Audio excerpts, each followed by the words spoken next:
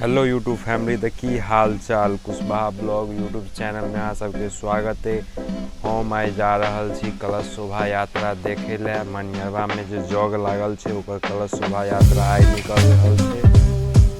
चलू हम सबके देखै छी कलश शोभा यात्रा। तो चले छी सैफन के तरफ, ओहिए कलश भरे थे। तो हम सबके देखै छी कलश शोभा यात्रा के कुछ दृश्य।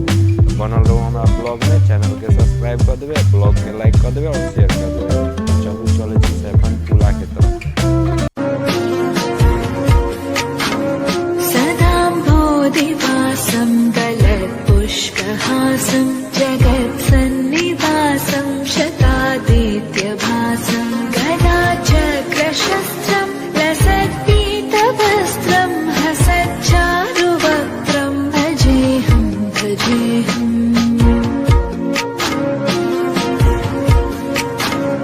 रमाकण्ठहारं श्रुतिव्रातसारं जलान्तर्विहारं धराभारहारं चिदानन्दरूपं मनोज्ञस्वरूपं धृतानेकरूपं भजेऽहं भजेऽहम्।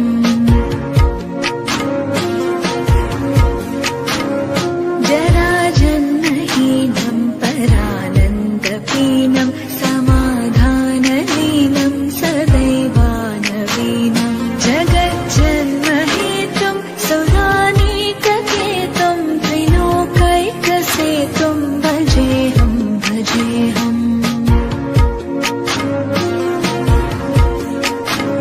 कृताम्नाय दानं कदाधीशयानं विमुक्तेर्निदानं हरारातिमानं स्वभक्तानुकूलं जगद्वृक्षमूलं निरस्तात्मशूलं भजेऽहं भजेऽहम्।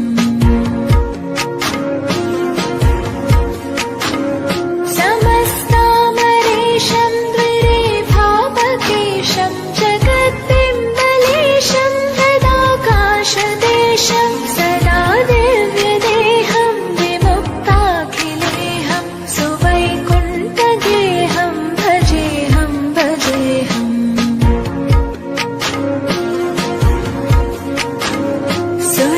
सुरालीबलिष्टं त्रिलोकीवरिष्ठं गुरूणां गरिष्ठं स्वरूपैकनिष्ठं सदा युद्धधीरं महावीरवीरं महाम्बोधिधीरं भजेऽहं भजेऽहम्।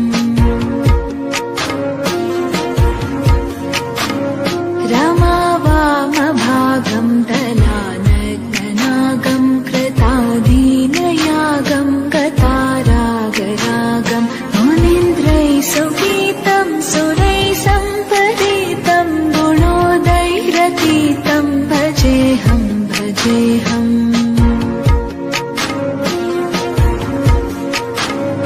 इदं यस्तु नित्यं समाधाय चित्तं पठेदष्टकं कण्ठहारं मुरारे स विष्णोर्विशोकं ध्रुवं याति लोकं जराजन्मशोकं पुनर्विन्दते नो।